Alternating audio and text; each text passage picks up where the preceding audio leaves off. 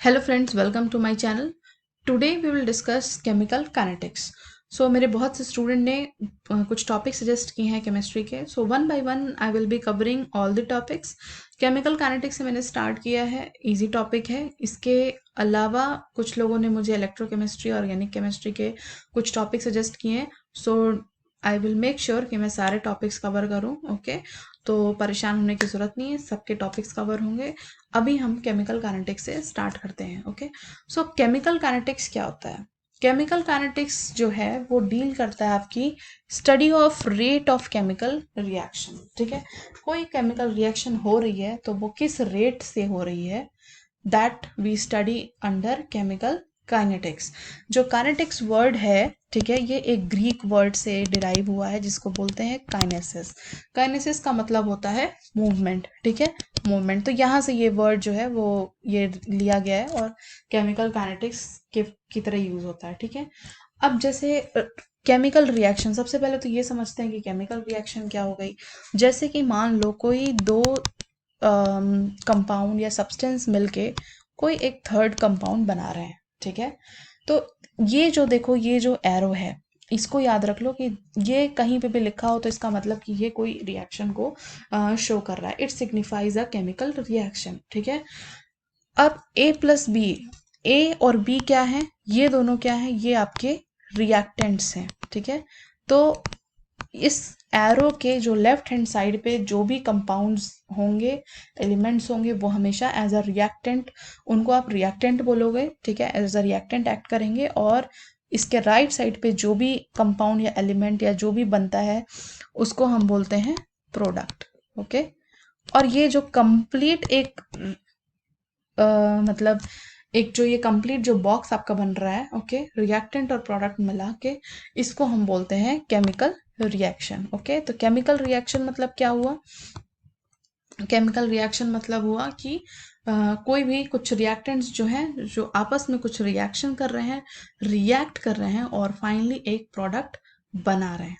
तो ये हो गया केमिकल रिएक्शन। अभी क्या हमने पढ़ा कि दो रिएक्टेंट मिलके एक प्रोडक्ट बना रहे हैं। लेकिन केमिकल काइनेटिक्स में हम क्या पढ़ते हैं? वो किस स्पीड से बना रहे हैं। ओके, मान लो ए प्लस बी से सी बन रहा है, तो ये सी प्रोडक्ट बनने में उनको कितना टाइम लग रहा है। ठीक है, कितना टाइम लग रहा है। ओके, ये 2 आवर्स में रिएक्शन कर रहे हैं, 20 आवर्स में रिएक्शन कर रहे हैं और 72 आवर्स में रिएक्शन कर रहे हैं। अलग अलग रिएक्शंस के जो है अलग अलग टाइम होते हैं। ठीक है, आपको हर मतलब टाइम रेंज के रिएक्शंस मिल जाएंगे बहुत ही इसीलिए जो रेट के बेसिस पे 2 टाइप्स ऑफ रिएक्शंस होते हैं। ठीक है, रेट के बेसिस पे 2 टाइप्स ऑफ रिएक्शन होंगे। एक होते हैं फास्ट और एक होते हैं स्लो। ओके, रिएक्शन रेट्स के बेसिस पे, राइट।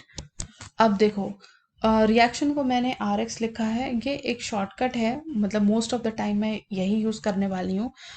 आप लोग मत यूज़ करना, क्योंकि एग्जाम में अगर लिखोगे तो डेफिनेटली ये कट हो जाएगा। नोट्स में आप यूज़ कर सकते हो, सो बट अवॉइड करना कि आर एक्स लिखो। ओके, सो अभी क्या है कि रिएक्शन रेट को हम 2 पार्ट में डिवाइड कर सकते हैं, fast reactions and slow reaction. Okay, fast reaction का अपने आसपास एक एग्जांपल ढूंढते हैं। जैसे कि आप अगर सॉल्ट जो है वो वाटर में ऐड कर रहे हो, ये भी एक टाइप का रिएक्शन है। अगर आपको ये ना, आपको लगे कि ये क्या है, ये रिएक्शन है क्या? Yes, it is a type of reaction. Okay, अब सॉल्ट जब पानी में मिल रहा है तो आप देखते होगे कि आपने पानी में 1 टेबल स्पून सॉल्ट डाला, वो फट से डिजॉल्व हो जाता है। ठीक है, तो इसका मतलब क्या हुआ? वो इंस्टेंटेनियसली वो एक दूसरा प्रोडक्ट बना लिया या उसने एक सोल्यूशन बना लिया। ठीक है, so this is fast reaction. Slow reaction में अगर देखा जाए तो इसका एग्जांपल हो सकता है rusting of iron. Okay, rusting of iron मतलब क्या हुआ कि आपके यहाँ जैसे आपने देखा होगा विंडोज की ग्रिल्स हो गई या रेलिंग्स हो गई, या कोई भी आपके पास आयरन का पाइप हो या कुछ भी हो जो आपने अनयूज्ड ऐसे ही पड़ा हुआ है कहीं पे भी, तो क्या है कि वो after a long period of time, मतलब कुछ सालों में क्या होता है कि आप देखोगे उस पर ऑरेंज ऑरेंज कलर का रस्ट या जंग लग जाता है। ठीक है, so this is very slow process, क्योंकि इसको होने में सालों लगते हैं। लेकिन नमक घुलने में पानी में कितना होता है? विद इन अ सेकेंड ये घुल जाता है। सो जो भी रिएक्शंस रेट है, मतलब जो भी आपके रिएक्शंस हैं, उनको आप दो क्लास में डिफाइन कर सकते हो, एक फास्ट रिएक्शंस और स्लो रिएक्शन। तो अपने आसपास आज इस कैटेगरी में देखो कि कौन कौन से फास्ट रिएक्शन है और कौन कौन से स्लो रिएक्शन है। एक और एग्जांपल दे सकते हैं स्लो रिएक्शन का, जैसे कि कर्ड आप जब जमाते हो एकदम, मतलब अभी मैं केमिकल रिएक्शंस आपको एग्जांपल दे सकती हूँ, ठीक है, बट अभी मैं एकदम सिंपल आपके आसपास का एग्जांपल दे रही हूँ ताकि आपको अंडरस्टैंडिंग अच्छी हो। कर्ड में देखो क्या होता है कि जब आप कर्ड जमाना है तो आप क्या करते हो, दूध के अंदर जो कर्ड का, वी यूज टू से इट, जोरन, ठीक है, तो जब वो डाल के दूध के साथ रख देते हो तो क्या है कि ओवरनाइट क्या हो गया, वो जब आप सुबह देखोगे तो वो दही के फॉर्म में जम चुका होता है। तो यानी क्या हुआ कि इस रिएक्शन को होने में कितना टाइम लगा, अप्रोक्सीमेटली 10 to 12 आवर्स, एक पूरी रात का समय लेता है कर्ड बनने में, ठीक है, फ्रॉम मिल्क। तो इसी तरह बहुत सारे ऐसे हमारे आसपास रिएक्शन होंगे जो फास्ट और स्लो होंगे, तो आप इनको कैटेगराइज कर सकते हो। ओके, तो इसी स्पीड को या इसी रेट को पढ़ने के लिए जो जो टर्म यूज किया गया, दैट इज केमिकल काइनेटिक्स, ठीक है। अब बेसिकली हम पढ़ते क्या है इसमें, हम इसमें पढ़ते हैं या हम किस चीज का रेट देखते हैं, हम चेंज ऑफ कंसंट्रेशन देखते हैं, ठीक है, change of concentration over time, ये बहुत इंपॉर्टेंट है। यही आपका रेट ऑफ केमिकल रिएक्शन है। अगर आपसे कभी कहा जाए कि बहुत सिंपल सा मुझे एक लाइन में डेफिनेशन बताओ what is rate of chemical reaction और व्हाट इज केमिकल काइनेटिक्स, आप सीधे सीधे कहोगे change of concentration of reactant और प्रोडक्ट ओवर टाइम, ठीक है। जैसे कि यहाँ मैंने इसको डिफाइन भी किया है, rate of reaction is defined as decrease in concentration of any one of the reactant or increase in concentration of any one of the product, so that is known as rate of reaction। अब इसको हम समझते हैं बहुत ही आसान तरीके से। Okay, जैसे कि फॉर एग्जाम्पल आप एक ग्राफ ले लो, इस ग्राफ से आपको बहुत अच्छे से समझ में आएगा, ठीक है। ये मान लो टाइम हो गया और ये हो गया कंसंट्रेशन, ठीक है। अब हम इसमें सिर्फ इस ग्राफ में हम रिएक्टेंट की बात करेंगे। तो मान लो हम ए रिएक्टेंट की बात कर रहे हैं, जब हमने ये रिएक्शन स्टार्ट की तो हमारे पास फॉर एग्जाम्पल 100 मॉलिक्यूल्स थे इस ए रिएक्टेंट के, ठीक है, या 100 मोल्स थे इस ए रिएक्टेंट के। ओके, हम कंसंट्रेशन की बात करें तो कभी भी कंपाउंड से कंसंट्रेशन की बात करते हैं तो we always talk in molar quantity. Okay, तो मान लो हमारे पास 100 मोल्स थे इस ए रिएक्टेंट के, कितना, कब, टाइम जीरो पे, मतलब जब हमने एकदम रिएक्शंस लगाई थी या रिएक्शन स्टार्ट करी थी तो जीरो टाइम पे हमारे पास कितना था, 100। अब जैसे जैसे क्या होगा, ए जो है वो बी से मिलता जाएगा और सी बनाता जाएगा, ठीक है, ये सी बनाएगा, वैसे वैसे क्या होगा कि ए जो है वो यूटिलाइज होता जा रहा है, ए जो है वो बी के साथ कुछ मिल रहा है और फिर वो एक सी फॉर्म कर रहा है। तो धीरे धीरे ओवर टाइम क्या होगा, धीरे धीरे ये जो ए की कंसंट्रेशन है वो डिक्रीज करती जाएगी। तो यानी कि क्या हुआ कि रिएक्टेंट की कंसंट्रेशन डिक्रीज करी है। लेकिन यहीं अगर हम प्रोडक्ट का बनाते हैं डायग्राम, ओके, ग्राफ बनाते हैं प्रोडक्ट के केस में, तो प्रोडक्ट के केस में क्या हो रहा है कि जैसे जैसे अब, हाँ सॉरी, इनिशियली क्या है, जीरो टाइम पे प्रोडक्ट का कंसंट्रेशन कितना है, जीरो, प्रोडक्ट कुछ है ही नहीं। जब रिएक्शन स्टार्ट हुई तब हमारे पास सिर्फ रिएक्टेंट्स थे, प्रोडक्ट नहीं थे। तो उस समय क्या हुआ कि अब जब जैसे जैसे ओवर द टाइम ए जैसे जैसे कंज्यूम होता जाएगा बी के साथ, वैसे वैसे हमारा प्रोडक्ट बनता जाएगा और ये इसका कंसंट्रेशन बढ़ता जाएगा। एक पॉइंट ऐसा आएगा कि जब प्रोडक्ट हमारा 100 होगा और रिएक्टेंट जो होंगे वो जीरो हो जाएंगे। तो यही आपकी डेफिनेशन है जो हमने यहाँ लिखी है कि rate of reaction is defined as decrease in concentration of in any one of the reactant और increase in concentration of any one of the product. यही आपका पूरा का पूरा केमिकल काइनेटिक्स है। इसी ग्राफ को, अगर ये ग्राफ समझ में आ गया है, ठीक है, तो इसी ग्राफ के ऊपर कुछ इक्वेशंस डिराइव किए गए हैं, ओके, जिसमें हम रेट ऑफ रिएक्शंस को निकालते हैं। We will do some numericals. इसके बाद order of reactions, okay, order of reactions पढ़ोगे, zero order, first order, second order, order of rate of reaction पढ़ोगे। ये सब कुछ इसी ग्राफ के ही, मतलब इस ग्राफ को बेसिक मान के आपको फिर आगे उसको मीन्स एक्सपैंड करते जाना है। तो अगर इतना समझ में आ गया है तो इतना वो समझना बहुत ही ईजी हो जाएगा, मतलब it will be very easy for you to understand all that thing, okay.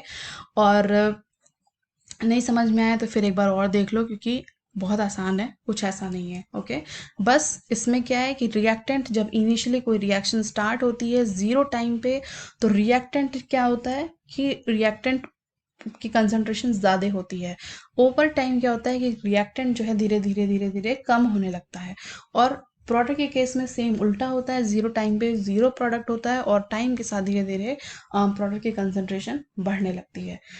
सो ये हो गया आपका रेट ऑफ रिएक्शन। अब इसके बाद क्या है कि कुछ फैक्टर्स होते हैं जो रेट ऑफ रिएक्शन को मतलब ऑल्टर करते हैं, ओके, जिसकी वजह से जो स्पीड है वो चेंज हो जाती है। फैक्टर्स जो होते हैं जो कि इसको अफेक्ट करेंगे, फॉर एग्जांपल कुछ फैक्टर्स हैं, मैं नाम लिख दे रही हूँ, जैसे कि concentration, temperature, then pressure, okay, and last one is catalyst, okay. ये कुछ फैक्टर्स हैं जो एक chemical reaction, rate of chemical reaction को अफेक्ट करते हैं।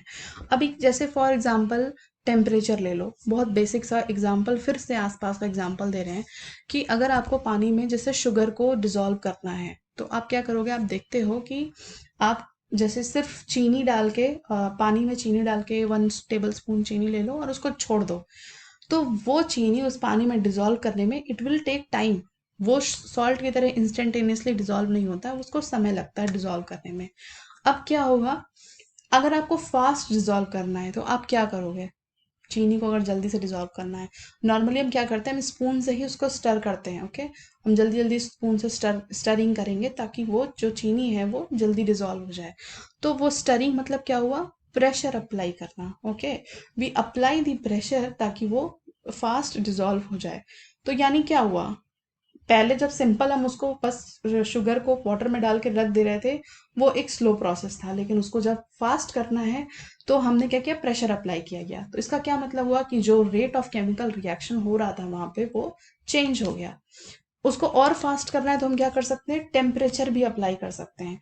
मतलब आप उसी चीनी पानी को उठाओ और उस पे गैस पे चढ़ा दो, तो क्या होगा, आप देखोगे कि कुछ ही मिनट में वो फट से डिजॉल्व हो जाएगा, मिनट भी नहीं लगते हैं, कुछ सेकंड्स में वो तुरंत डिजॉल्व हो जाएगा उस पानी में, ठीक है, टेम्परेचर की वजह से।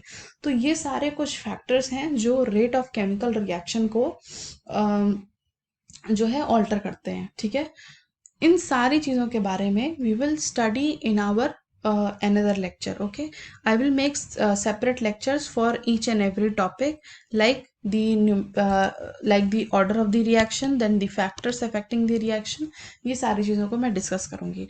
अभी इस लेक्चर में हमने क्या क्या पढ़ा है एक बार और देख लेते हैं कि केमिकल काइनेटिक्स जो है वो study of the rate of chemical reaction हो गया, ठीक है। रेट ऑफ रिएक्शन क्या होता है, change in concentration over the time, हमेशा याद रखना, change in concentration over time is the rate of reaction. तो रिएक्टेंट का हमेशा क्या होता है, डिक्रीज होता है, और प्रोडक्ट का हमेशा क्या होगा, इंक्रीज होगा। मतलब जीरो टाइम पे रिएक्टेंट हमेशा ज़्यादा होगा, ओके, और विद इन टाइम में क्या होता जाएगा, डिक्रीज होता जाएगा।